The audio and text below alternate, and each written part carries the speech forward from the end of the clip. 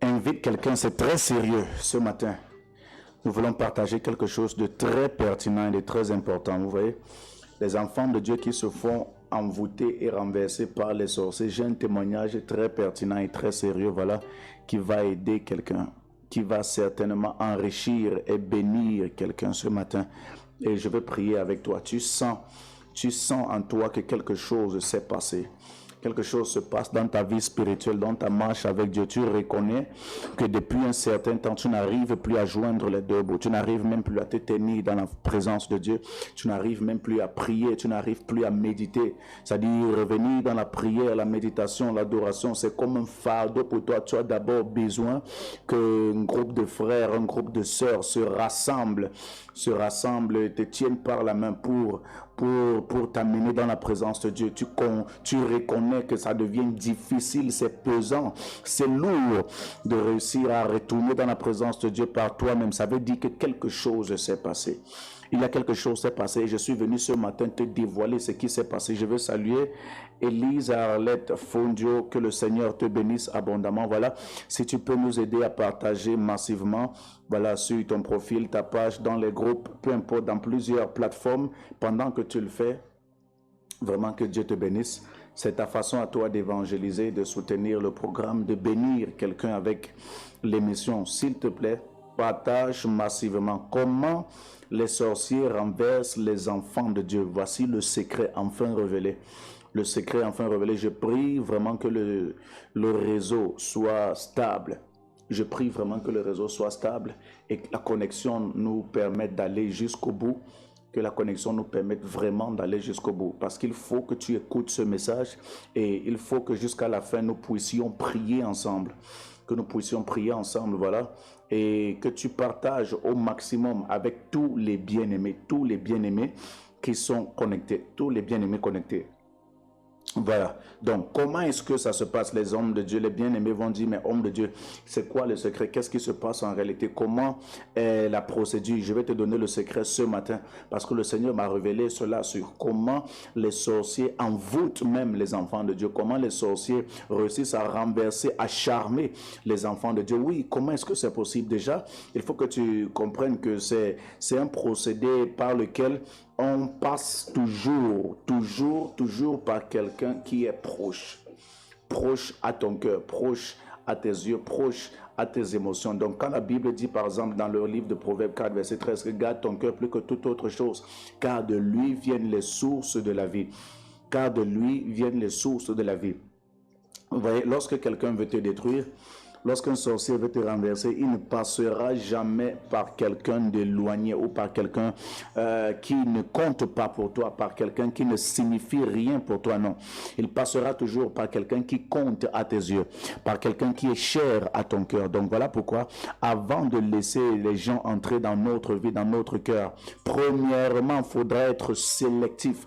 Sélectif sur ceux que nous laissons entrer ou pénétrer dans notre vie, dans notre cœur, dans notre cercle intime, dans notre cercle de notre sphère intime. Vous voyez, c'est ce qui s'est passé avec un vaillant héros dans la Bible, un héros unique, un héros pas comme les autres, un héros que Dieu avait eu de façon extraordinaire, un homme que Dieu avait rempli, équipé spirituellement de façon unique, de façon spéciale, de façon vraiment gargantuesque. Vous voyez, je vais parler d'un héros ce matin qui a reçu l'onction de Dieu, l'onction de Dieu au travers d'une alliance.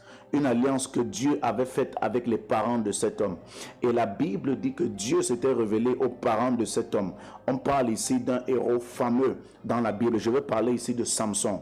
Vous voyez, et c'est au travers de lui que le Seigneur va m'enseigner sur comment est-ce que les sorciers font pour renverser les enfants de Dieu. Comment est-ce que les sorciers font pour séduire et charmer, envoûter même les enfants de Dieu. Je vais vous dire, c'est très sérieux et c'est très pertinent. Nous allons lire le livre de Juges chapitre 16. Juges chapitre 16 à partir du verset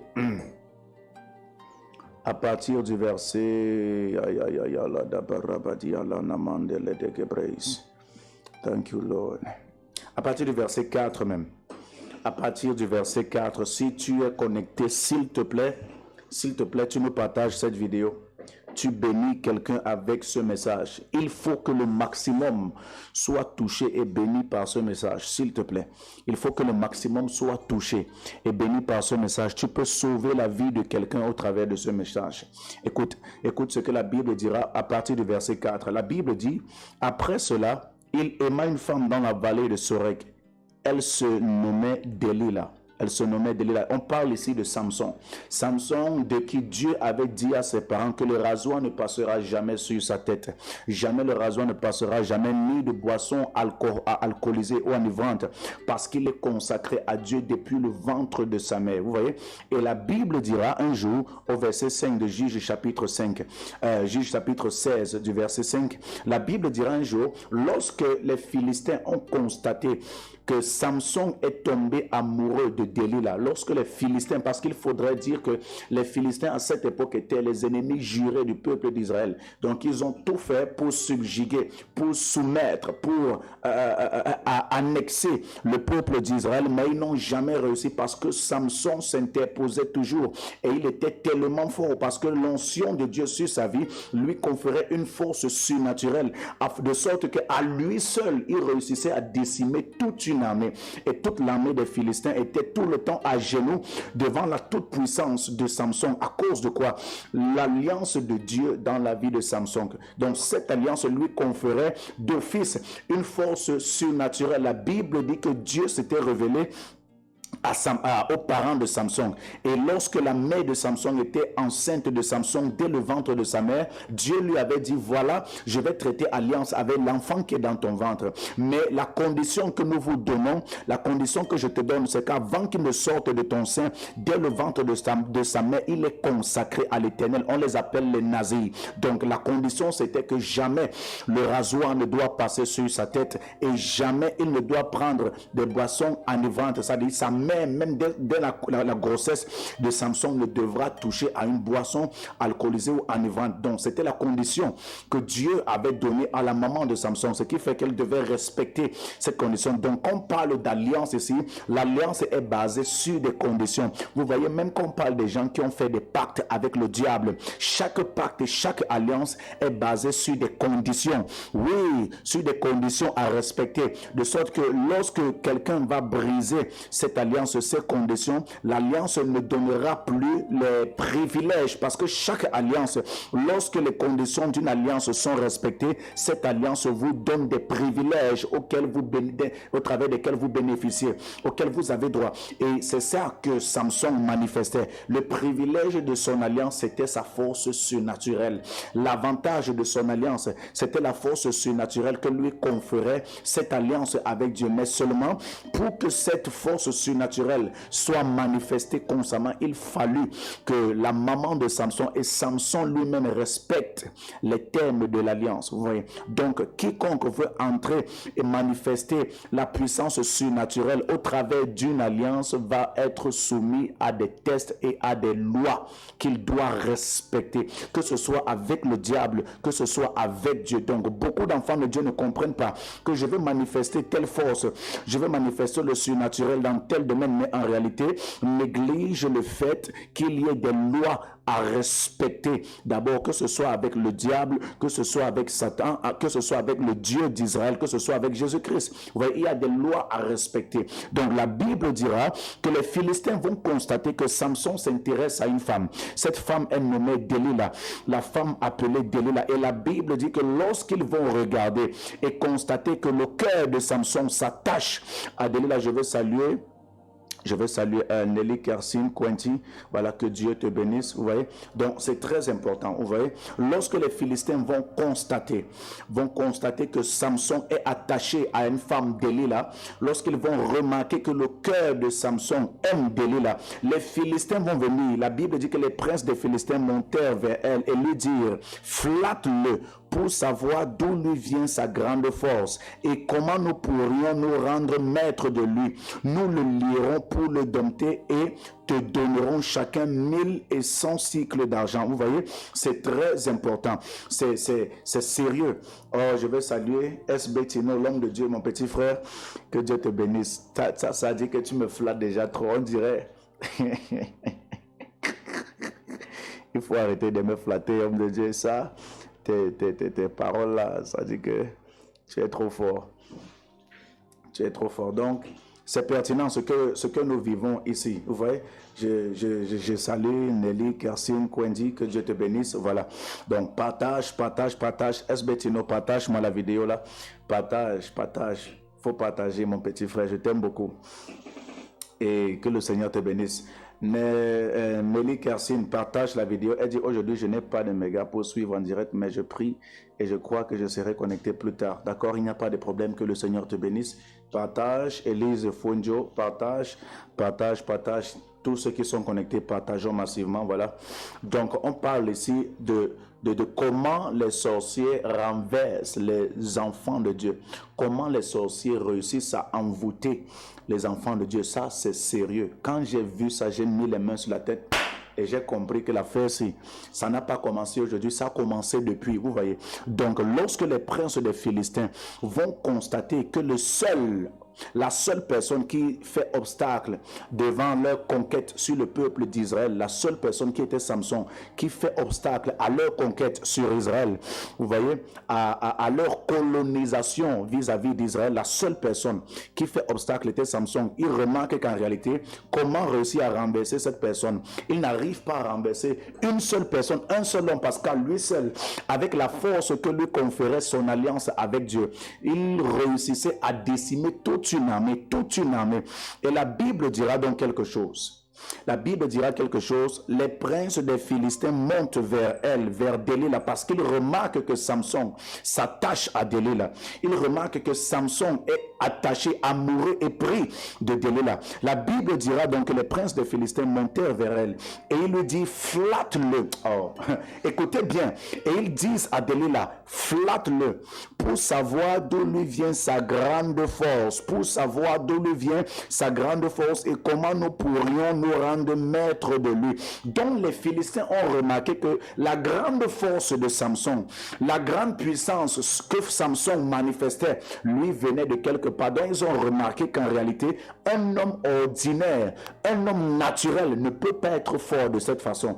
Ils ont constaté qu'un homme un homme naturel ordinaire ne peut pas avoir une force aussi extraordinaire. Ça veut dire que Samson avait un secret.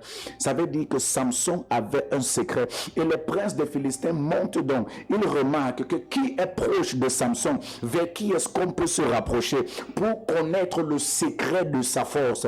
Et la Bible dit que parce que Samson a aimé Delilah, et les sorciers, les princes des Philistins ont remarqué que Samson était attaché à Delilah, la Bible dit qu'ils sont montés vers Delilah.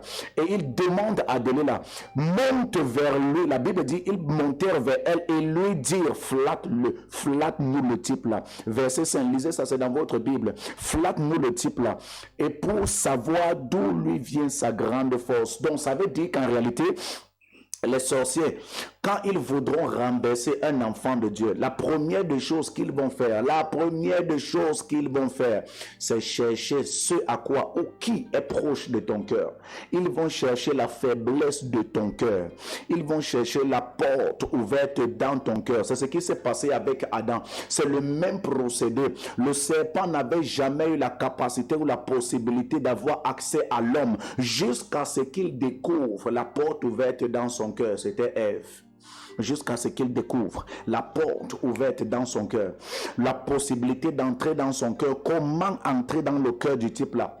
Par qui est-ce qu'on peut entrer dans le cœur du type là? Par qui est-ce qu'on peut entrer dans sa vie? Par qui est-ce qu'on peut s'infiltrer dans sa vie? Nous les appelons les agents de l'intérieur, les agents doubles. Ça veut dire que Ève, lorsque Ève est arrivée, le serpent n'a pas pu avoir accès à Adam, mais il a pu avoir accès à Ève. Et parce que Ève était le cœur d'Adam, la Bible dit là où se trouve ton trésor, là se trouve ton cœur. Donc en réalité, parce que Ève était un trésor pour Adam, Ève a été la porte d'entrée pour toucher Adam. Et la Bible dit que les Philistins sont passés par Delilah et ils ont commencé à toucher Delilah. Ils ont dit que va le flatter parce qu'en réalité il t'aime. Le problème c'est quoi? C'est ton cœur. C'est ton cœur. Le cœur, c'est l'affaire du cœur, si je vous dis la vérité, lorsque tu tombes amoureux de la mauvaise personne, lorsque ton cœur s'attache à un agent double, mon ami, tu es dans les problèmes. Lorsque ton cœur réussit à être pris de la mauvaise personne, que ce soit homme ou femme, c'est fini, tu es mort. Parce qu'en réalité, si les sorciers s'attachent ou s'aperçoivent que voici son point faible, voici la personne qu'il aime, voici la chose qu'il aime le plus, utilisons ça pour réussir à entrer dans sa vie. Frère, soeur, tu es dans les problèmes, tu es dans de sérieux problèmes. Et la Bible dit que Delilah que Samson aimait, a accepté le marché avec les princes des Philistins. Elle savait pourtant que les Philistins étaient l'ennemi, les ennemis du peuple d'Israël. Et la Bible dit que Delilah dit à Samson, dis-moi, je te prie, d'où vient ta grande force et avec quoi il faut te lier pour te dompter. Avec quoi il faut te lier pour te dompter. Il faudra remarquer ici que Samson ne bénéficiait que de l'alliance. Ça veut dire qu'il avait une forte onction sur lui, qui lui conférait une force surnaturelle. Mais jamais le type ne prenait le temps pour prier. Jamais le type ne consultait Dieu. Jamais le type ne communiquait avec Dieu. Pourquoi? Il s'appuyait simplement sur l'alliance. L'alliance lui donnait déjà des avantages. Pourquoi est-ce qu'il allait encore prier? Et c'est ça le malheur avec beaucoup d'enfants de Dieu, qui ont peut-être des alliances avec Dieu. Ils ne communiquent pas avec Dieu. Ils n'ont pas de conversation avec Dieu parce qu'en réalité, Dieu parle à tous ses serviteurs. Il faudra dire que dans l'Ancien Testament, tous ceux avec qui Dieu avait fait alliance prenaient aussi le temps de communiquer avec Dieu pour que Dieu se révèle à eux et qu'il leur parle. Si Samson avait l'habitude de communiquer avec Dieu, Dieu aurait dit à Samson que comme tu vois là, la personne à tes côtés comme ça représente un danger. Mais seulement Samson manquait de communication avec Dieu. Il jouissait simplement de l'alliance qui lui conférait cette grande force surnaturelle. Et la Bible dit qu'à plusieurs reprises, Delilah va venir le tourmenter,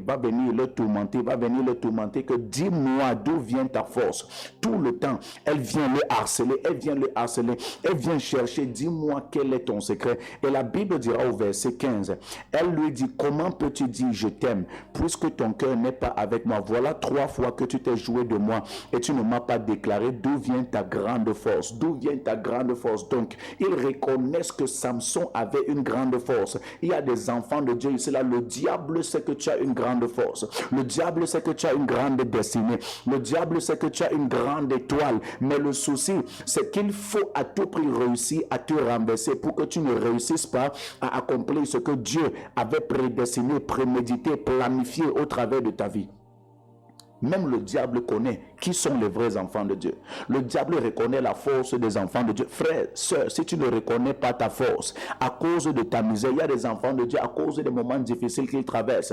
Ils ne reconnaissent même pas que Dieu est avec lui. C'est-à-dire qu'ils n'acceptent même pas que Dieu est avec lui. Pour certains, Dieu les a abandonnés. Pourtant, le diable reconnaît mieux qui tu es par rapport à toi-même. Il y a des enfants de Dieu comme ça. Là, on a d'abord besoin de te frapper pour que tu saches que hey, donc j'avais la force, donc j'étais fort. Oui, c'est ce que Samson ne connaissait pas. Samson, le diable, les ennemis de Samson faisaient tout pour connaître quelle est l'origine de la force de Samson. Le problème ici, c'est que quand tu connais l'origine de ta force, tu sais ce qu'il faut faire pour éviter de tomber.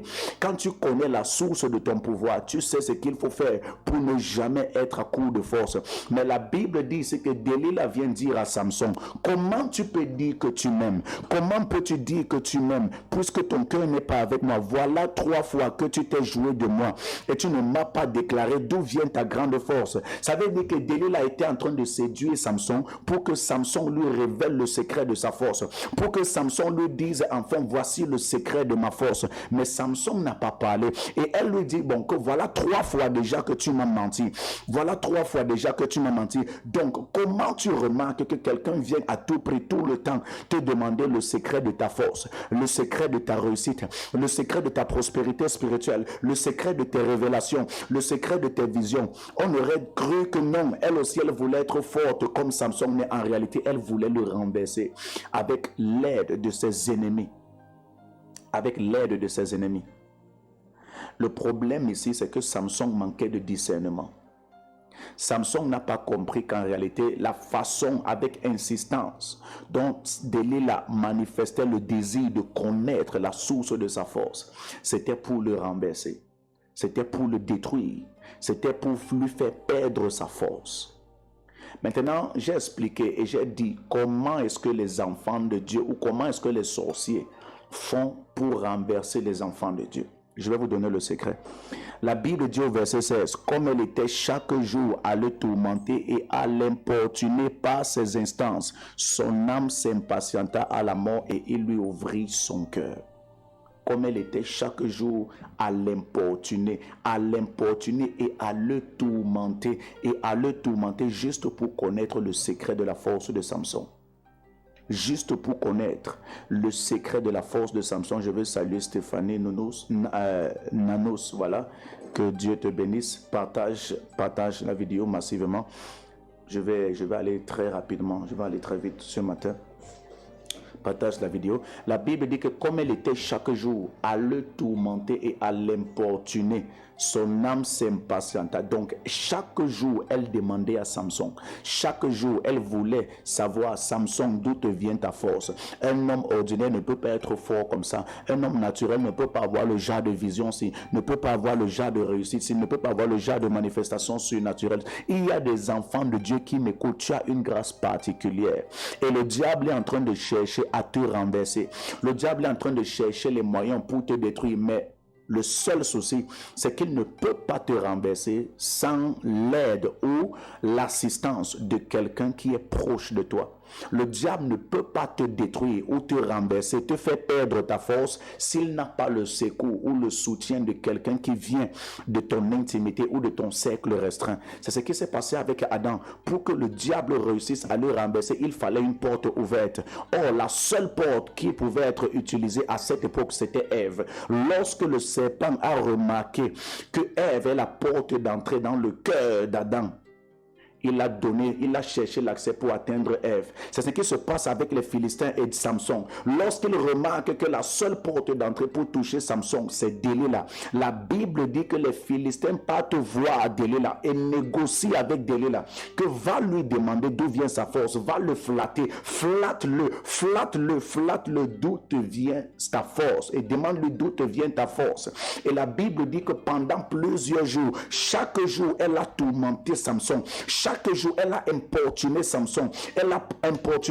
Dis-moi où te vient ta force. Comment tu vas dire que tu m'aimes et tu ne me dis pas quel est ton secret? Frères, sœurs, les gens qui cherchent toujours à connaître tes secrets, mais qui ne te disent pas leurs secrets. Frère, fais attention. Sœur, fais attention. Chaque jour, elle partait importuner Samson en lui demandant ton secret c'est quoi? Comment tu fais pour être fort comme ça? Mais jamais la Bible ne nous dit qu'elle avait donné un de ses secrets à Samson, mais elle voulait que Samson lui donne son secret à elle. Et c'est dangereux, c'est pertinent. Comment quelqu'un tout le temps veut connaître ton secret? Tu fais comment? Et elle ne demande même pas les secrets différents. Elle veut connaître le secret, le même secret chaque jour. La même question chaque jour. La même interrogation chaque jour. Dis-moi, je te prie, d'où te vient ta force? D'où te vient ta force? Le malheur avec certains enfants de Dieu, c'est qu'eux-mêmes, ils ne savent pas d'où leur viennent leurs forces. Parce que plusieurs fois, la mort t'a raté, tu ne sais pas ce qui t'a protégé. Plusieurs fois, il y a les accidents te ratent, tu ne sais pas d'où te vient même cette protection-là. Beaucoup ne savent pas que c'est Dieu qui les garde. Et qu'il y a peut-être une alliance qui parle en leur faveur. La Bible dit que Samson, lui, il connaissait d'où lui venait sa force. Et la Bible dit, il lui ouvrit tout son cœur et lui dit, écoutez ce que Samson dit à Delilah. Le rasoir n'est point passé sur ma tête parce que je suis consacré à Dieu dès le ventre de ma mère. Dès le ventre de ma mère. Prunelle des yeux, que Dieu te bénisse. Est-ce que tu as déjà partagé la vidéo? S'il te plaît, aide-nous à partager rapidement cette vidéo. Sois béni, shalom, shalom à toi, prunelle des yeux. Vous voyez, Samson va dire à Delilah, le rasoir n'est jamais passé sur ma tête parce que je suis consacré à Dieu depuis le ventre de ma mère. Donc il connaît que depuis le ventre de sa mère, il est consacré à Dieu. Il dit, si j'étais rasé, ma force m'abandonnerait et je deviendrai faible. Je serai comme tout autre homme. Il dit, je serai comme tout autre homme. C'est le verset 17 de Juge chapitre 16. Il dit, je serai comme tout autre homme. Donc, ici, nous remarquons que Samson est conscient qu'il n'est pas comme tout autre homme. Quiconque porte l'onction de Dieu sur lui n'est pas comme tout autre homme. Samson dit à Delilah son secret et il lui dit, le rasoir n'est jamais passé sur ma tête parce que je suis consacré dès le ventre de ma mère. Et il dit, si j'étais rasé, mes forces m'abandonneraient, ma force m'abandonnerait, je deviendrais faible, et je serais comme tout autre homme. Donc, il sait que s'il perd, s'il ne respecte plus l'alliance de sa marche avec Dieu, s'il ne respecte plus les termes du contrat de sa marche avec Dieu, et quels étaient les termes de ce contrat? Les termes de son contrat avec Dieu, c'est que jamais le rasoir ne doit passer sur sa tête. Il y a des gens, Dieu t'a donné des termes d'un contrat avec lui. Oui, pour exceller dans le monde spirituel, il faut faire des alliances, soit avec Satan, soit avec Dieu. Il n'y a pas de juste milieu, que non, je ne suis ni avec Satan, ni avec Dieu, je suis au milieu, frère. Pour manifester la divinité, le surnaturel, il y a des alliances à faire, soit avec le diable, soit avec Dieu. Et chacune de ces alliances est basée sur des lois. Chaque contrat est basé sur des termes à respecter. Les termes de Samson étaient que jamais le rasoir ne doit passer sur sa tête. Les termes de la loi, de l'alliance avec Dieu et Samson, c'était que le rasoir ne passe pas sur sa tête. Oui, même le diable, ceux qui font alliance avec le diable ont leurs conditions qui leur sont données. Oui, ils ont leurs conditions. Donc vous pensez que avec le diable les conditions, c'est avec Dieu qu'il n'y a pas de conditions. Et c'est ça que les enfants de Dieu doivent comprendre. Même pour marcher avec Dieu, il y a des conditions à remplir. Pour exceller avec Dieu, il y a des conditions à remplir. Les gens voient comment les satanistes réussissent avec le diable. Les satanistes soi-disant réussissent. Oui, c'est parce qu'ils remplissent les conditions qu'on leur donne. Tu vois quelqu'un chez le diable, on lui dit, va dormir. À minuit, tu te lèves, tu peux faire les incantations dans un cimetière, étant à moitié habillé, en plein jour. Demain, tu vas aller te déshabiller après avoir garé ta voiture. Tu vas commencer à marcher nu. Tu vas faire ceci. Les gars remplissent les conditions. Quand on leur dit, sacrifie telle chose pour exceller, sacrifie telle personne, les gars ne jouent pas avec les sacrifices. Ils sont prêts à payer le prix. Reste là, tu vas les insulter que, oh, il est sorcier, il est franc-maçon, il est rosicrucien, il est sorcier, il est occulte, c'est un occultiste. Oui, vous n'aurez jamais le même impact que passez le temps à les insulter, sorciers, occultistes, marabouts, ceci. Si vous n'êtes pas prêt à respecter aussi le même niveau de sacrifice que vous n'aurez jamais le même impact que ils vont continuer à prospérer sous vos yeux, même s'ils sont sorciers. Oui, ils vont réussir. Ils vont prospérer sous vos yeux parce qu'eux, ils ne jouent pas avec les termes de loi, des conditions qu'on leur donne dans leurs alliances avec Satan, dans leur pacte avec Satan. Les enfants de Dieu ont dit, donne ceci, donne cela, sacrifie ceci. Si tu veux réussir, le pasteur là veut manger mon argent. Reste là, tu dis qu'on veut manger mon argent. Comme quand tu partais chez le marabout, tu partais gratuit, tu partais bras ballants, tu partais les mains vides. Le pasteur là veut manger mon argent. Le marabout chez qui tu partais là, il ne te demandait jamais rien. Il y a des gens quand ils partaient chez le marabout, le marabout disait même que ton problème là coûte 2 millions, 5 millions. La personne n'a pas d'argent, mais elle va être prête à aller prendre des dettes, s'endetter pour aller donner chez le marabout parce qu'elle connaît ce qu'elle veut. Ça veut dire qu'elle est prête à aller payer pour qu'on bloque sa propre vie. Elle ne sait même pas que c'était pour détruire sa propre vie. Mais à cette époque, elle était prête à faire des sacrifices. Prendre même les dettes. Elle vend sa voiture. Il vend sa télé. Elle vend son frigo. Avoir l'argent que le marabout demande. Mais être capable de faire les mêmes sacrifices maintenant que tu sais Dieu. Maintenant que tu es dans la maison de Dieu, on dit faut aussi faire les sacrifices. C'est-à-dire que le pasteur là veut manger mon argent. Non, le marabout là, c'est les cailloux que lui mangeait. Il ne mangeait pas ton argent. Le pasteur là, c'est les malhonnêtes. Ah, les hommes de Dieu là, c'est les malhonnêtes, c'est les escrocs. Donc ton marabout là, il était trop honnête.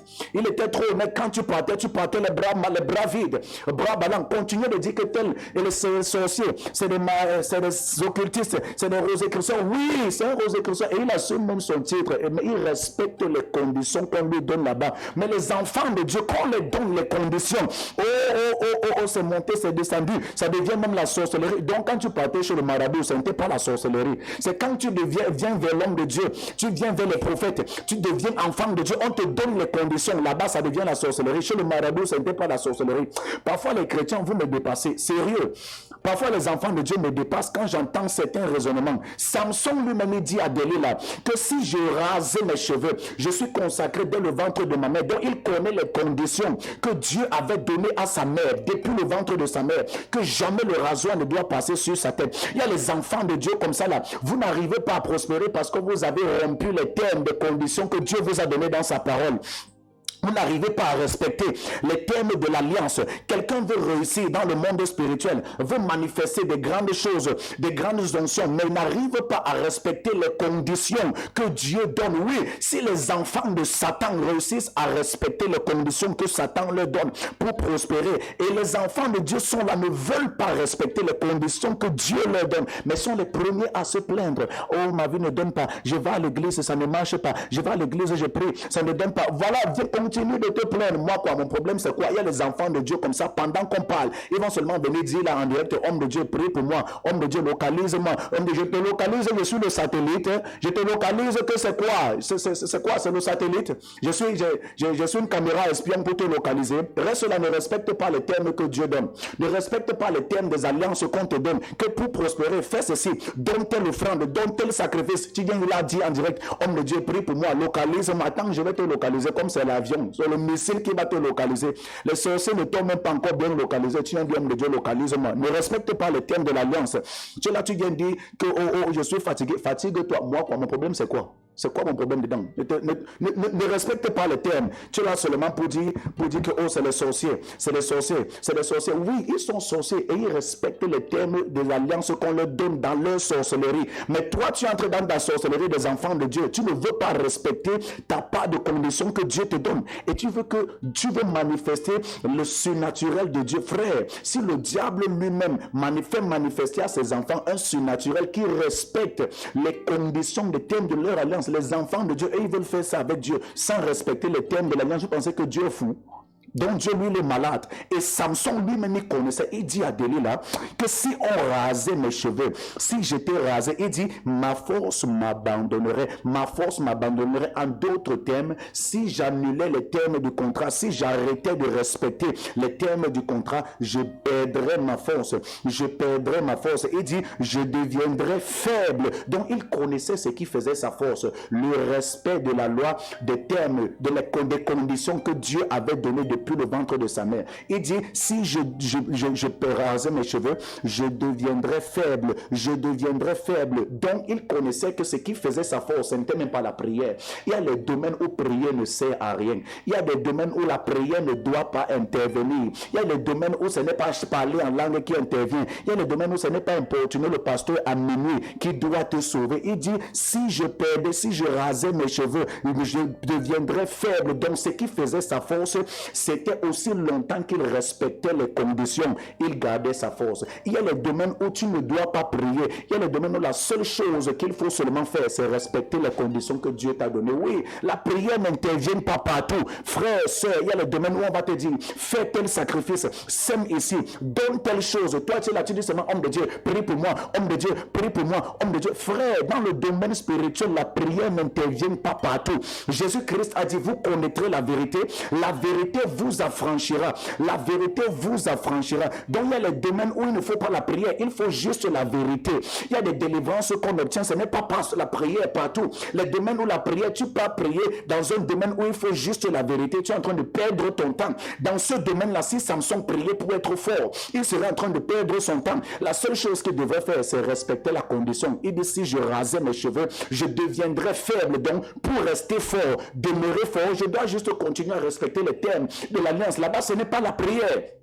Là-bas, ce n'est pas l'intercession. Là-bas, il n'y a pas de prophète à consulter. Juste respecter les termes, les conditions que Dieu a données, c'est tout. Et c'est ça le problème avec beaucoup d'enfants de Dieu. Le diable va tout faire pour que tu ne respectes plus les termes, les conditions que Dieu t'a données, de l'alliance que tu as avec Dieu. Et c'est ce qui s'est passé avec Adam dans le jardin d'Éden. Lorsque le diable veut détruire quelqu'un, il va d'abord pousser cette personne à mépriser, à désobéir aux conditions que Dieu lui a données. C'est ça. Aussi longtemps que Adam était loin du fruit de la connaissance du bien et du mal, il pouvait jouir de tout les privilèges et les avantages divins et surnaturels dans le jardin d'Éden.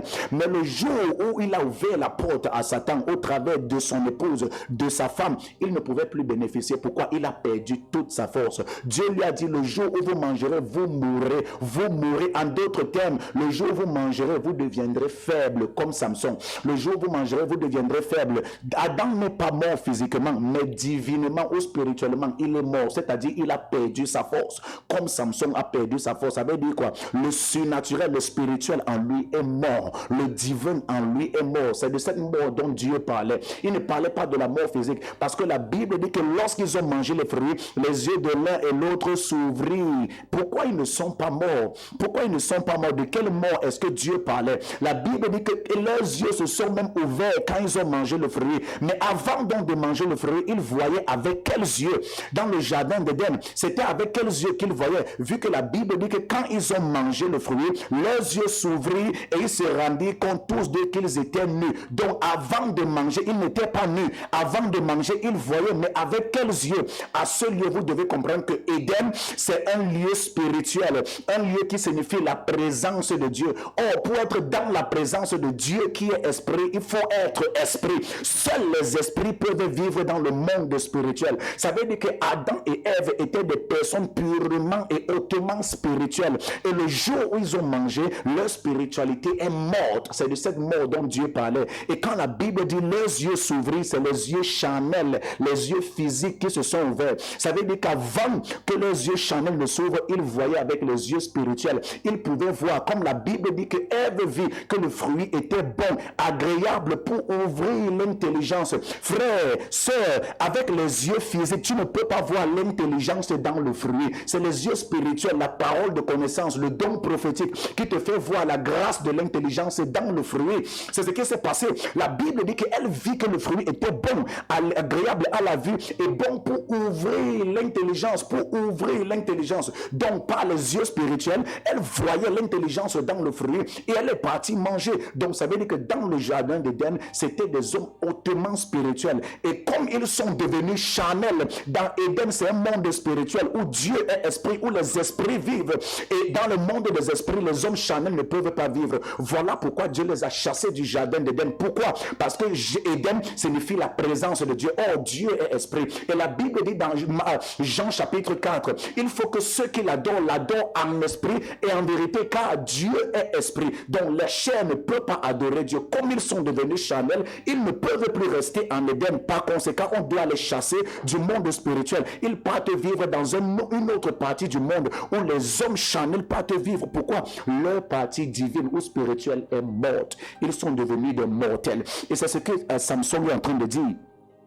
Il dit à Delilah que si je rasais mes cheveux, je deviendrais faible. Et il dit quoi? Je serai comme tout autre homme. Je serai comme tout autre homme. Ça veut dire que quiconque garde son alliance avec Dieu, respecte les conditions de l'alliance avec Dieu et a l'onction de Dieu sur lui, il n'est pas comme tout autre homme. Il est extraordinaire. Quiconque a l'onction de Dieu sur sa vie n'est pas ordinaire. Il est extraordinaire. Samson dit à Delilah que je serai comme tout autre homme si je perdais ma force, et je perdrais ma force si je rasais mes cheveux. Donc si je rase mes cheveux, je romps les termes des conditions avec Dieu, je deviens un homme ordinaire. J'ai envie de te dire, bien-aimé, aussi longtemps que tu respectes les termes de ton alliance avec Dieu, tu n'es pas un homme ordinaire, tu n'es pas une femme ordinaire. Et c'est ça le but du diable. Fais en sorte que tu deviennes une femme ordinaire. Pourtant tu n'es pas ordinaire. Aussi longtemps que tu es dans la présence de Dieu, aussi longtemps que tu respectes les termes de l'alliance, de la parole de Dieu, tu n'es pas une femme ordinaire. Écoutez,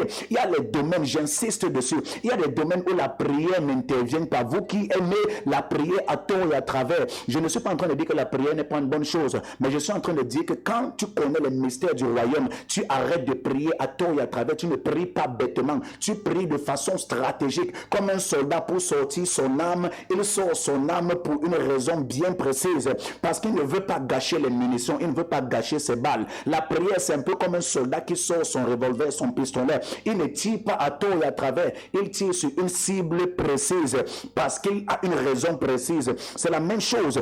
On ne prie pas à tort et à travers. On prie avec révélation et avec connaissance. La Bible dit que la vérité vous affranchira. Écoute, dans le psaume 34, verset 8, il dit l'ange de l'Éternel campe autour de ceux qui le craignent et les arrache du danger. Il dit l'ange de l'Éternel campe autour de ceux qui le craignent, pas autour de ceux qui prient, pas autour de ceux qui parlent en langue, pas autour de ceux qui donnent les offrandes, mais autour de ceux qui le craignent et les arrachent du danger. Donc, par conséquent, la seule chose à faire pour que l'ange de l'Éternel campe autour de toi, c'est juste craindre l'Éternel dans ta façon de vivre, dans ta façon de parler, ta façon de t'habiller, ta façon de marcher. Il dit l'ange de l'Éternel campe autour de ceux qui le craignent, pas autour de tout le monde, non, autour de ceux qui le craignent. Donc, le jour où tu arrêtes de craindre l'Éternel, l'ange de l'Éternel te quitte. Là-bas, c'est une condition. C'est une condition, ce n'est pas la prière, ça ne dépend pas de la prière là-bas. Il ne dit pas que l'ange de l'Éternel campe autour de ceux qui prient. Non, l'ange de l'Éternel campe autour de ceux qui le craignent. Il y a une condition là-bas pour que l'ange de l'Éternel demeure à tes côtés. Aussi longtemps donc que tu respectes cette condition de craindre l'Éternel, l'ange de l'Éternel est là. Partout où tu vas, les gens descendent chez les marabouts, les féticheurs, la prostitution, l'impudicité. Toi, tu dis que non, je crains l'Éternel. Et parce que tu crains l'Éternel, tu respectes les termes de l'alliance avec l'Éternel. L'ange de l'Éternel est là. Il continue d'être à tes côtés. Il t'accompagne partout où tu vas. Même aux toilettes, il t'accompagne. Partout où tu vas, il t'accompagne. Quand tu traverses la route, il t'accompagne. Là-bas, ça ne dépend pas de la prière. Oh, homme de Dieu, prie pour ma protection. Prie pour ma protection, frère. Je ne suis pas un marabout qui fait le lavage pour les protections. Arrêtez de me fatiguer. Arrêtez. Vous me fatiguez. Respectez les conditions, les termes, les conditions de ton alliance avec Dieu. Il y a des domaines où tu vas arrêter de prier à tort et à travers. Vous voyez, c'est la connaissance qui aide. À ce niveau, j'applique juste la connaissance qui me dit qu'il faut craindre l'Éternel. Et par conséquent, l'ange de l'Éternel est là. Pendant que je suis ici en studio, l'ange de l'Éternel est là. Pendant que tu es chez toi, tu continues de craindre l'Éternel. L'ange de l'Éternel est là. Tu n'as pas besoin de prier pour ça. C'est un droit. C'est un droit absolu. Aussi longtemps que tu es enfant de Dieu, tu crains l'Éternel. Il est là. Ça ne dépend pas de tes jours de prière ou de tes heures de prière. Il est là. Pourquoi? Tu respectes les conditions de l'alliance. C'est ce qui arrive. Beaucoup d'enfants de Dieu souffrent, pleurent, juste parce qu'ils ne respectent pas les termes, les conditions de leur alliance avec Dieu. Vous n'êtes pas des personnes ordinaires. Tu n'es pas un homme ordinaire. Tu n'es pas une femme ordinaire. Aussi longtemps que tu respectes les termes de ton alliance avec Dieu. Et c'est ça le problème, apprendre à respecter les conditions. Apprendre à respecter les conditions. Si dans les sectes chez Satan, on respecte les conditions, vous pensez que c'est chez Dieu qu'il n'y a pas de conditions. Donc Dieu est fou.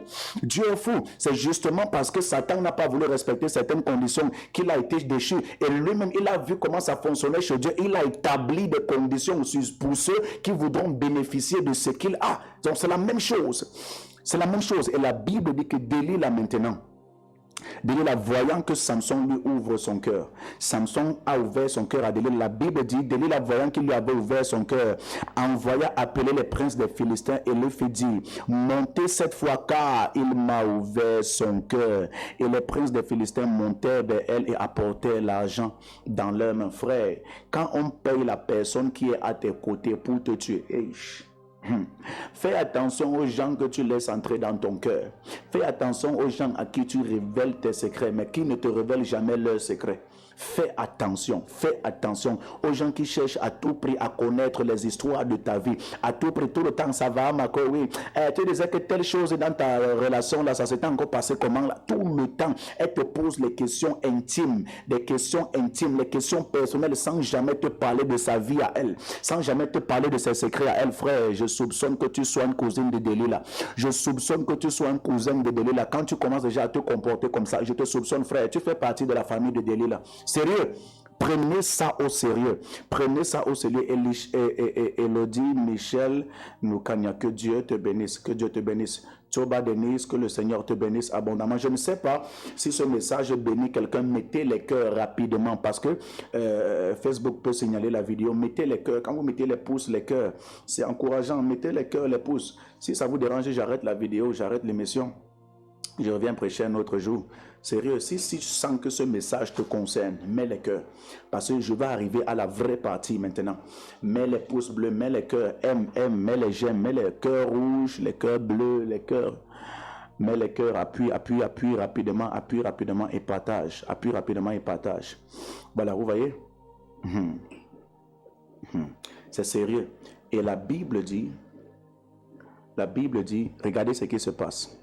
Maintenant, quand Samson lui a ouvert son cœur, j'ai dit, comment est-ce que les sorciers font pour renverser les enfants de Dieu, les hommes de Dieu? Voici le secret maintenant, ce que le Seigneur m'a révélé. Regardez ce que Delilah a fait à Samson. La Bible dit, quand Samson lui a ouvert son cœur, quand Samson lui ouvre son cœur, elle appelle les princes des Philistins. Que les amis, maintenant, comme vous voyez là, voilà, il m'a ouvert son cœur, venez. Et la Bible dit que les princes des Philistins sont venus avec l'argent qu'ils ont promis à Delilah. Avec l'argent qu'ils ont promis à Delilah. Et quand ils arrivent, regardez ce que Delilah a fait à Samson. La première étape, la Bible dit, elle l'endormit, verset 19 du chapitre 16 de Juges. Regardez comment ça se passe. Elle l'endormit sur ses genoux. L'ayant appelé un homme, elle rasa les 7 tresses de la tête de Samson et commença ainsi à le dompter. Point, il perdit sa force. Elle l'endormit sur ses genoux. 1. Ayant appelé un homme, elle rasa les 7 tresses de la tête de Samson. 2. Elle commença à le dompter. 3. Il perdit sa force. 4. La première étape pour te faire perdre ta force, pour te déconnecter de la source de ta force, c'est le sommeil spirituel. Bien aimé, la Bible dit qu'avant de raser les cheveux de Samson, il fallait d'abord qu'elle connaisse la source de sa force, la source de son énergie, la source de sa réussite. La première étape, c'est connaître tes points faibles. Première étape, connaître tes points faibles. Le diable ne va jamais aller sur un territoire inconnu. Ceux qui font dans la stratégie guerrière savent qu'avant d'aller sur un territoire ennemi, il faudra connaître d'abord ce territoire-là. Avant d'aller sur un territoire ennemi, il faut d'abord connaître les faiblesses de l'ennemi avant de le renverser. Et la Bible dit qu'avant de renverser Samson, il fallait d'abord connaître la source de sa force. Il fallait connaître. Je vois Bibiche Alesside. Oh la mère, waouh, ma mère, ça fait très longtemps. Que Dieu te bénisse. Ça fait très longtemps. Je pense qu'il faut qu'on se voit. Je pense qu'il faut vraiment qu'on se voit. Ça fait très longtemps. Ça, c'est ma mère là-bas. Oh. Ouais. Merci. Tu as disparu. Tu as vraiment disparu. Tu vois, je te salue vraiment, je te salue, il faut qu'on se voit. Je pense qu'après l'émission, je ne sais pas si tu peux m'écrire en inbox, tu me renvoies ton numéro, ou même par Messenger, tu m'écris, et voilà, je vais t'appeler. Que le Seigneur te bénisse vraiment. Ça fait très longtemps. Oh, bébé Chalesti. Ah! Bon, j'étais en train de dire comment est-ce que les sorciers font pour renverser les enfants de Dieu. Vous voyez, la Bible dit que lorsqu'elle a découvert la source de la force de Samson,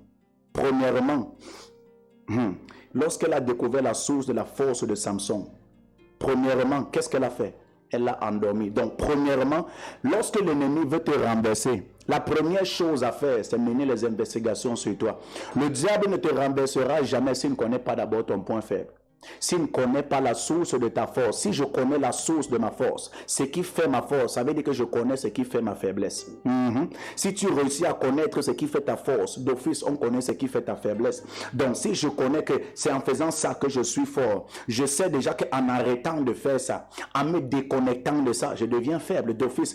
Comme Samson lui a dit, si je rasais mes cheveux, je deviendrais faible, je perdrais ma force et je serais comme tout autre homme. Donc, bien-aimé, connais tes faiblesses. Chacun de nous a une faiblesse, que tu le veuilles ou pas, que tu crois en ça ou pas. Il y a des gens ici là, le diable cherche ta faiblesse. Il sait que pour renverser le frère, pour renverser la soeur, il faut passer par telle chose, il faut passer par telle chose, il faut passer par telle personne, si on connaît ta faiblesse, frère, tu es cuit. Voilà pourquoi si toi-même, tu joues avec tes propres faiblesses, tu es quelqu'un qui ne connaît pas ta vie et tu n'aimes pas ta propre vie. Oui, Samson connaissait sa force. D'office, il connaissait sa faiblesse, mais c'était un blagueur. Il n'était pas sérieux avec ses faiblesses. Il part dévoiler ça à n'importe qui.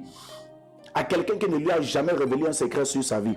Quand tu connais ta force, tu dois connaître ta faiblesse. La Bible dit que Samson révèle sa force. Il révèle son secret à Delilah. Bien-aimé, connais ta faiblesse.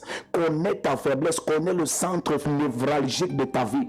Connais le centre faible de ta vie. Chacun de nous a un côté faible. Chacun de nous. Et le diable saura. Écoutez, c'est ce qui s'est passé avec le jardin d'Éden. Dans le jardin d'Éden, la Bible dit que Adam n'avait pas de faiblesse jusqu'à ce que Ève arrive. Le diable avait tout fait pour renverser Adam, il n'avait jamais réussi jusqu'à ce qu'il constate quelle est la faiblesse d'Adam. C'était Ève. Ce n'est pas le serpent qui est venu proposer la pomme, le fruit interdit à Adam, c'est sa femme. Or, qu'est-ce qui a proposé le fruit à la femme? C'est le serpent. Pourquoi est-ce qu'il a proposé le fruit à la femme? Parce qu'en réalité, la femme avait un faible pour les fruits. Tout le temps, elle aimait les fruits. Et le diable a constaté cela. Elle avait un faible pour les fruits. Reconnais ta faiblesse. Il est parti lui proposer un fruit qu'elle avait goûté déjà de tous les fruits, sauf le fruit là. Et il est parti lui faire la calacour sur le fruit qu'elle n'avait jamais goûté. Frère, sœur, connais ta faiblesse. Et lorsqu'elle a consommé le fruit, la Bible dit qu'elle en donna à son mari qui était à côté. Elle en donna. Ce n'est même pas qu'elle a forcé. Elle n'a pas mis le revolver sur la tête d'Adam. Que prends ça, sinon je te quitte. Oh frère, le dolo, l'amour, c'était sa faiblesse. C'est qu'il aimait. Ève aimait les fruits. Adam aimait Ève. Donc chacun est tombé à cause de sa faiblesse. La Bible dit qu'à cause de sa faiblesse, c'était Delilah. Les Philistins sont passés par Delilah. Et à Delilah, il a confié le secret de sa force. Par conséquent, la Bible dit, quand elle a connu sa force, elle a appelé les Philistins. Quand elle a connu son secret. Quel est ton secret? Chacun doit connaître son secret, le secret de sa force. Ce qui fait le secret de ta faiblesse. Comment est-ce qu'on peut te renverser? Il y a les gens qui sont d'abord trop colériques. On sait que la première des choses pour donner l'accès aux ennemis dans ta vie, c'est la colère. C'est-à-dire si on réussit à t'énerver là, on sait que sous l'effet de la colère, tu vas faire n'importe quoi. Tu vas dire n'importe quoi. Et à cause de ça, il y a des femmes qui ont raté leur mariage comme ça. Peu importe, peu qu'on te mette un peu en colère, petite tentation, pam! Tu vois un esprit au masse se manifester au travers d'elle. Elle se met à taper même les hommes. Tellement violente, méchante, quand elle se met en colère, tu ne la reconnais pas. Sa bouche devient comme une fournaise ardente. Ce qui sort de sa bouche, tu ne la reconnais pas. Il y a des femmes comme ça. Et la colère, c'est sa faiblesse. Oui, elle est bien colérique. Il y a d'autres femmes comme ça, là, c'est la boisson. D'autres femmes, le kaolin, d'autres femmes, il y a les choses. Tu vois, le frère, c'est les femmes, les fesses. Et te dis la vérité, il y a les frères comme ça, la cigarette, la bière. Les gens qu'on a empoisonnés juste parce qu'on connaissait leur faiblesse.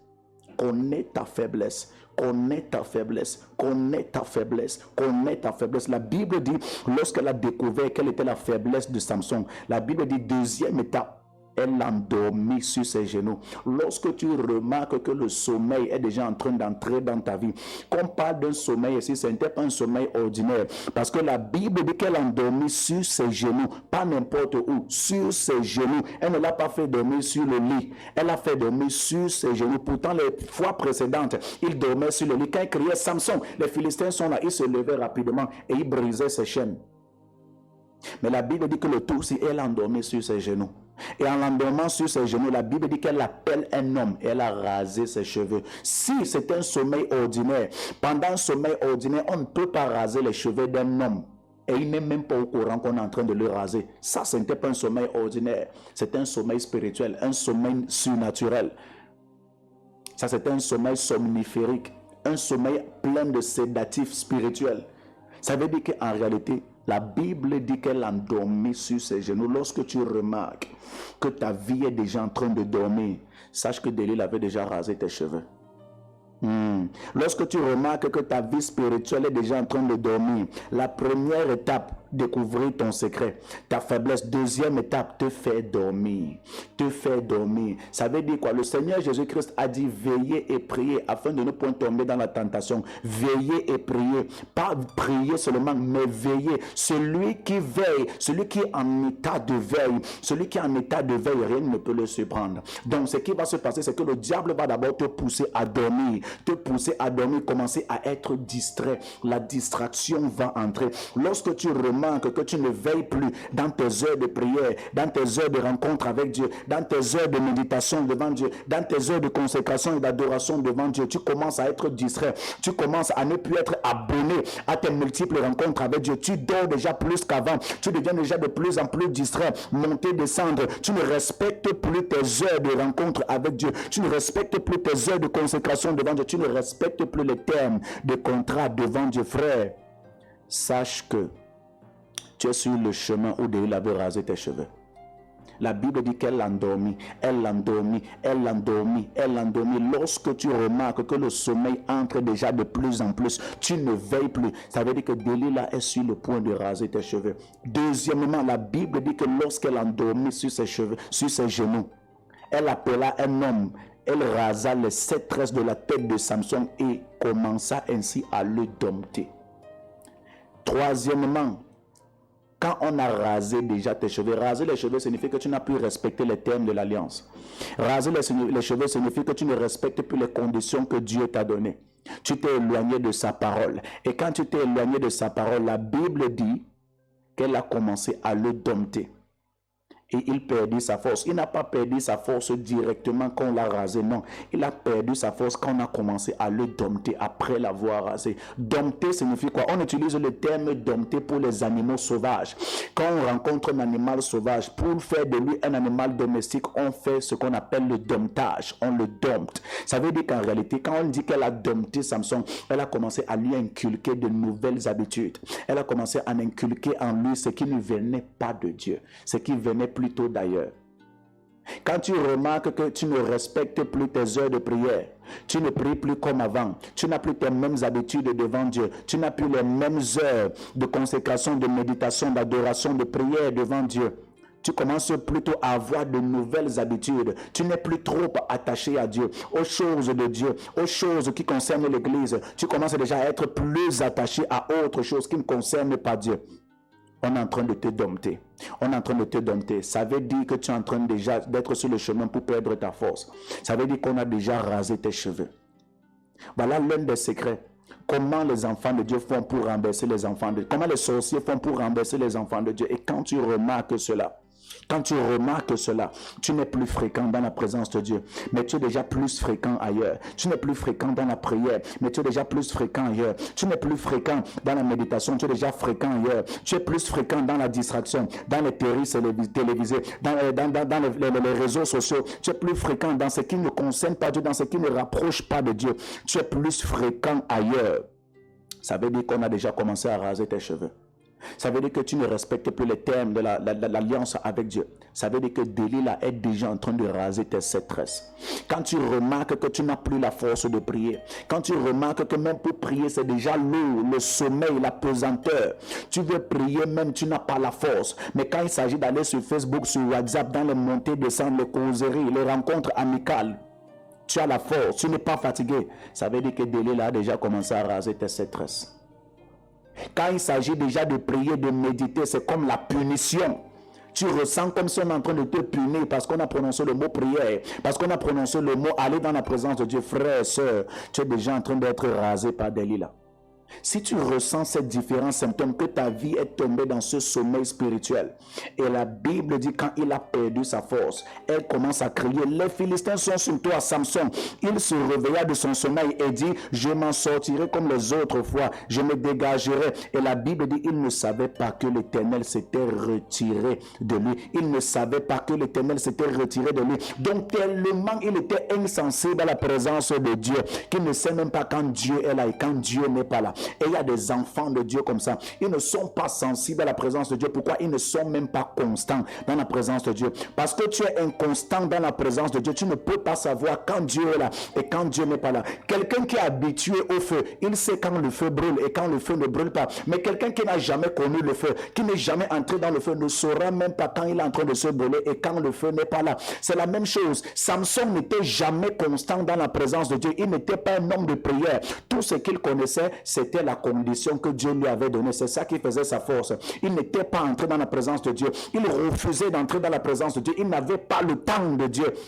Tout Tout ce qu'il connaissait, c'était respecter l'alliance que Dieu lui avait donnée, les conditions. Ce n'était que ça. En dehors de ça, il n'était pas ancré dans la présence de Dieu. Il ne connaissait pas Dieu. Tu ne peux pas être un enfant de Dieu. Tu ne connais pas Dieu. Tu connais la loi de Dieu. Tu respectes la loi de Dieu, oui, mais tu n'es jamais entré dans la présence de Dieu. Tu ne communiques pas avec Dieu. Au moins, en communiquant avec Dieu, Dieu t'aurait averti. Mais il y a des gens qui connaissent l'alliance, les conditions de Dieu. Ils respectent ça. Et c'est ça qui fait leur protection. Oui, l'ange de Dieu est là. Mais, ils ne connaissent pas Dieu.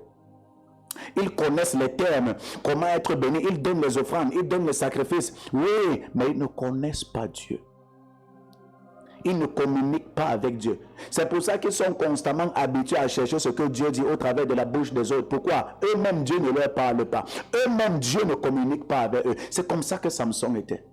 Et la Bible dit qu'il ne savait pas que l'Éternel s'était retiré de lui. Pourquoi? C'est normal, il n'était pas habitué à Dieu. Il ne connaissait pas Dieu. Il connaissait les conditions de son alliance avec Dieu, mais il ne connaissait pas Dieu. Et c'est ça le malheur des enfants de Dieu. Beaucoup connaissent la Bible, beaucoup connaissent la parole de Dieu. Oh, psaume 23, l'Éternel est mon berger, je ne manquerai de rien. Vous connaissez, récitez ça. Dieu a tant aimé le monde, il a donné son Fils unique, afin que quiconque croise en lui ne périsse point et ait la vie éternelle. Beaucoup connaissent ça, mais réussissent quand même à se tourner vers autre chose, ne connaissent pas Dieu. Connaître la parole de Dieu ne signifie pas que tu connais Dieu. Connaître la loi de Dieu ne signifie pas que tu connais Dieu. Même les satanistes connaissent la Bible. Même les sorciers connaissent la Bible. D'ailleurs, le serpent est venu vers Ève avec les versets bibliques. Le serpent, le diable est parti tenter Jésus avec les versets bibliques. Des marabouts connaissent la Bible d'ailleurs ici là plus que des enfants de Dieu. Toi, tu te limites seulement à connaître la Bible. Dieu a dit dans sa parole. Dieu a dit dans sa parole. Ça ne veut pas dire que tu connais Dieu. Ça ne veut pas dire que tu connais Dieu.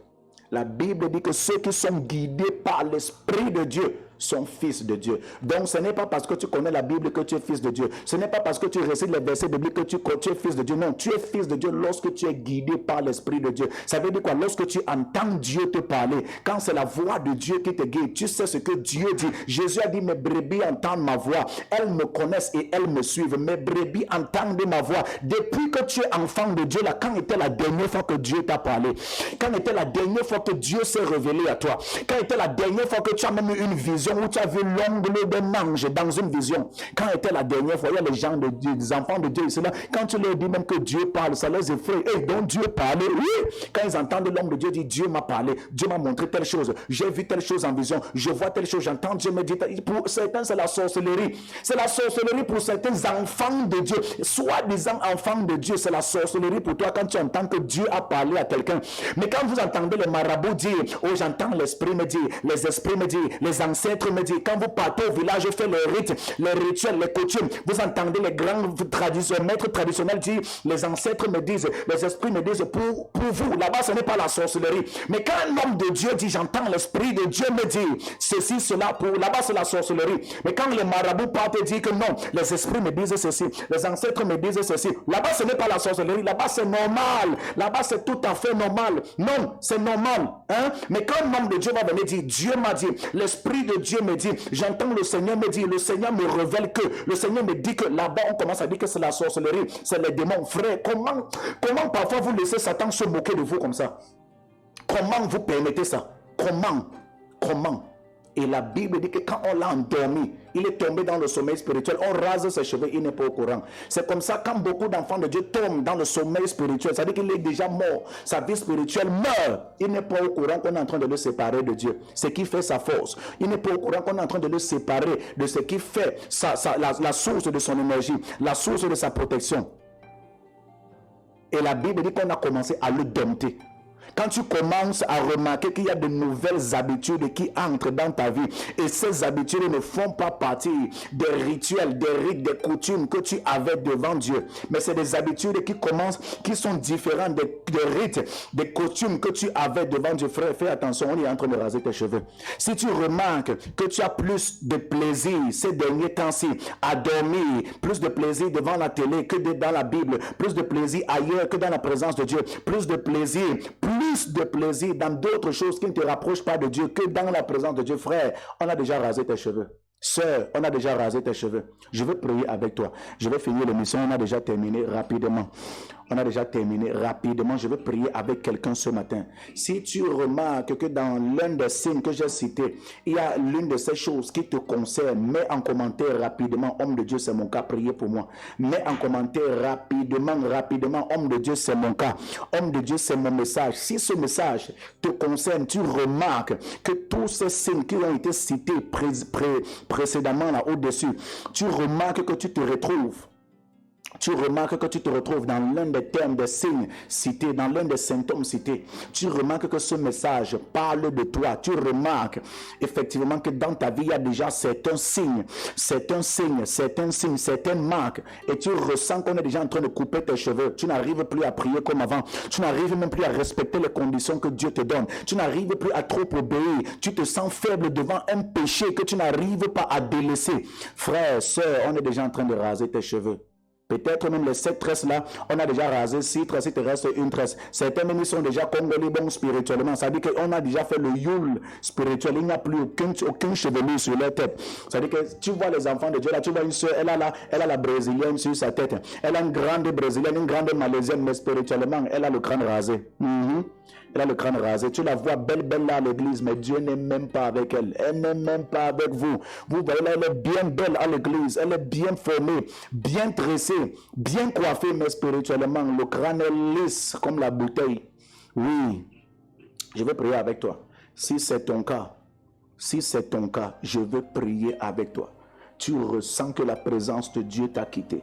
Tu ressens que pour entrer dans la présence de Dieu, tu es déjà faible. Tu n'arrives même plus à prier, tu n'arrives même plus à méditer. Tu n'arrives même plus à entrer dans la présence de Dieu. Ça devient comme un fardeau. Pour certains, c'est comme une punition. La Bible dit, heureux l'homme qui trouve son plaisir dans la loi de l'Éternel, qui la médite jour et nuit dans le livre de Psaume chapitre 1. Il dit, heureux l'homme qui trouve son plaisir dans la loi de l'Éternel et qui la médite jour et nuit, afin d'agir fidèlement selon ce qui est écrit. Tout ce qu'il fait, il est comme un arbre planté près d'un courant d'eau, dont le feuillage ne se flétrit point.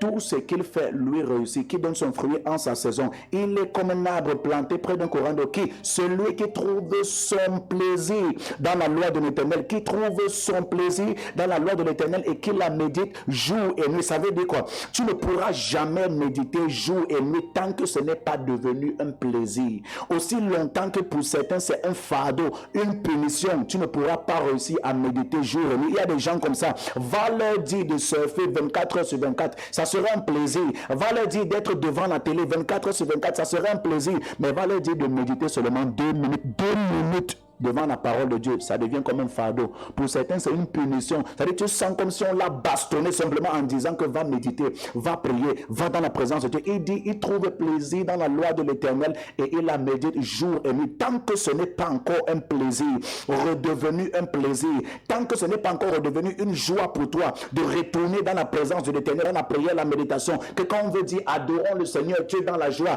David a dit, je suis dans la joie quand on me dit allons dans la maison de l'Éternel. Tant que ce n'est pas encore un plaisir pour toi, quand on te dit allons à la prière, allons à la méditation, allons dans la présence de Dieu, tant que c'est toujours un fardeau, que quand on te dit allons prier, allons dans la méditation, allons dans la présence de Dieu, tu sens que c'est un plaisir. Tu sens, c'est comme si on t'a donné le somnifère, tu veux dormir, tu trouves directement une raison pour fuir. À ce niveau-là, mon ami, on a déjà rasé tes cheveux. Ça veut dire qu'on a déjà rasé tes cheveux. Tu n'as plus les 7 tresses qui faisaient la présence de Dieu dans ta vie. Il faut revenir à tout prix à l'étape où au temps où c'était encore un plaisir pour toi. Et là, tu pourras méditer comme un jeu, prier comme un jeu, nager comme le poisson. Le poisson ne force pas pour nager sous l'eau. Le poisson ne force pas pour respirer sous l'eau. Le poisson ne force pas pour se mouvoir dans l'eau. Pourquoi? Il est à l'aise, c'est son élément. Un enfant de Dieu qui n'est pas à l'aise dans la présence de Dieu, mais est à l'aise ailleurs. C'est comme un poisson qui se sent à l'aise hors de l'eau. Pourtant, il est fait pour l'eau. Un enfant de Dieu qui est à l'aise hors de la présence de Dieu, loin de Dieu, loin de la parole de Dieu. Et il est à l'aise loin au lieu d'être dans Dieu. Frère, c'est comme un poisson qui se sent à l'aise hors de la présence, hors de l'eau. Il vit hors de l'eau, frère, c'est un suicide. c'est un suicide. À ce niveau-là, pose-toi les questions. Dieu t'a quitté depuis. Tu n'es plus avec Dieu. On a rasé tes cheveux, ce qui faisait ta force. Et si tu ressens que c'est ton cas, si tu ressens que c'est ton cas, pendant cette émission, nous voulons crier à Dieu. Seigneur, pardonne-nous toutes les portes que nous avons ouvertes, qui ont donné l'accès à l'ennemi pour raser nos cheveux, nous rendre faibles, faire de nous des personnes ordinaires. Seigneur, pardonne, sanctifie-nous et redonne-nous accès à ta présence. Je prie avec tous les bien-aimés. S'il te plaît, si c'est ton cas, mets rapidement en commentaire. Rapidement en commentaire. Si c'est ton cas, rapidement en commentaire. Tu mets les cœurs, tu mets les pouces bleus. Tu mets les cœurs, tu mets les pouces bleus. Je vais prier avec toi rapidement, rapidement. Dis, homme de Dieu, c'est mon cas. Homme de Dieu, c'est mon cas. Homme de Dieu, c'est mon cas. Ce message, c'est mon message. Tu veux que l'alliance de cette parole s'attache à ta vie. Tu veux que l'alliance de cette parole s'attache à ta vie, à ta destinée. Tu dis, Seigneur, je veux bâtir un hôtel. Je veux bâtir un hôtel. Je veux revenir à toi. Je veux revenir à toi. Vous voyez les numéros de la ligne de prière rapidement au bas de votre écran qui sont des Momo et des OM. Tu dis, Seigneur, je veux bâtir un hôtel. Je veux donner un sacrifice, une offrande. Seigneur, souviens-toi de moi. Fortifie-moi. Redonne-moi la force. Redonne-moi la grâce de revenir. Rapidement, tu dis que tu vas envoyer ta semence à l'un de ces numéros. L'un de ces numéros, tu veux bâtir un hôtel. Et tu dis, je veux que l'alliance de cette parole s'attache à ma vie. Seigneur, j'envoie mon offrande. Seigneur, j'envoie ma semence à l'un de ces numéros. Je prie avec toi qui a la foi à ce message. Toi qui crois en ce message, à cette prédication. Tu dis, Seigneur, c'est mon message. Je veux m'attacher à ce message. Je crois. Écoute, écoute, la Bible dit, ce qui n'est pas fruit d'une conviction est un péché. Sans la foi, il est impossible de lui être agréable. Il faut que ceux qui s'approchent de Dieu croient que Dieu existe et qu'il est le rémunérateur de ceux qui le cherchent. Donc, si tu n'as pas la foi en ce que nous disons, frère, sœur, passe ta route, s'il te plaît. Ici, c'est pour ceux qui croient. C'est pour ceux qui croient, c'est pour ceux qui croient. Si tu ne crois pas que ce message vient de Dieu, si tu ne crois pas en ce que nous disons, ce que nous faisons, s'il te plaît, faut passer. Quand nous disons que tu veux bâtir un hôtel, tu veux que la loi, l'alliance de cette parole s'attache à ta vie. Tu bâtis un hôtel simple, rapidement, en envoyant ton offrande, ta semence aux numéros qui sont établis juste au bas de ton écran. Rapidement, tu dis, je vais envoyer ma semence. Ne dis pas que je n'ai rien, je ne peux rien. Dans ce que Dieu t'a donné, ce que tu as actuellement, enlève.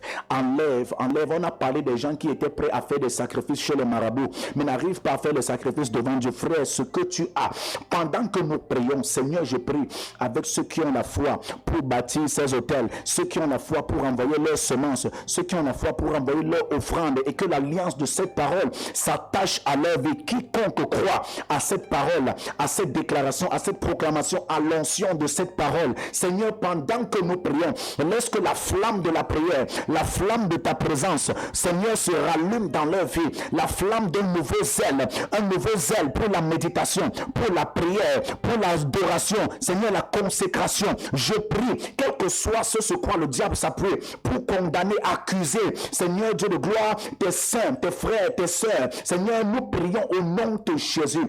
Laisse que la flamme se rallume, laisse que la grâce leur soit réaccordée au nom de Jésus-Christ. Quiconque se lève et croit en cette parole, Seigneur, en bâtissant leur hôtel, par leur offrande, leur semence, au l'un de ces numéros, par la foi, pendant qu'ils le font, pendant que tu envoies ta semence, ton offrande à l'un de ces numéros, Seigneur, je prie, Seigneur, à tous ceux qui le font par la foi,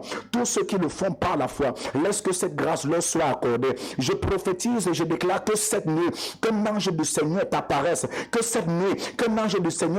Il y a des gens qui ne vont pas attendre la nuit, seront en prière dans cet après-midi.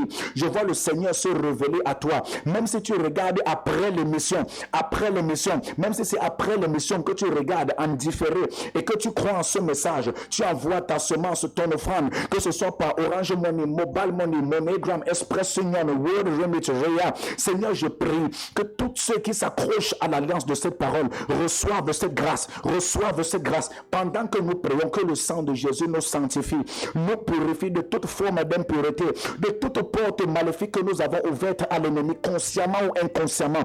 Pendant que je prie, oh Dieu, avec nos bien-aimés qui sont connectés, laisse que cette grâce leur soit accordée, dans le nom suprême et souverain de Jésus. Amen. Amen, amen, amen, amen, amen. Que Dieu te bénisse, toi qui as été connecté. Voilà, nous sommes déjà à la fin de l'émission. Nous vous donnons rendez-vous, voilà, dans les prochains jours qui viennent, la semaine qui recommence. Et surtout, n'oubliez pas, restez connecter à toutes les émissions et continuer de soutenir le projet en ligne. Nous voulons toucher le maximum de personnes en studio, en ligne, voilà, au travers des réseaux sociaux. Nous voulons toucher le maximum et c'est grâce à vous.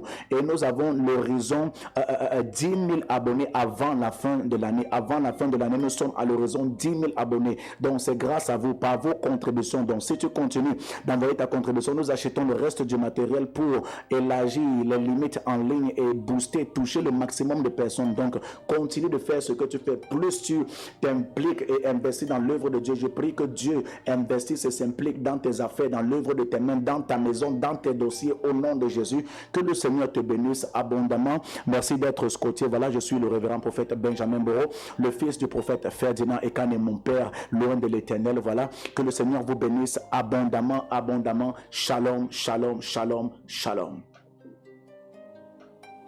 Mantele de berikete edia, tunte pipa rakodia mantele de bre, brapa.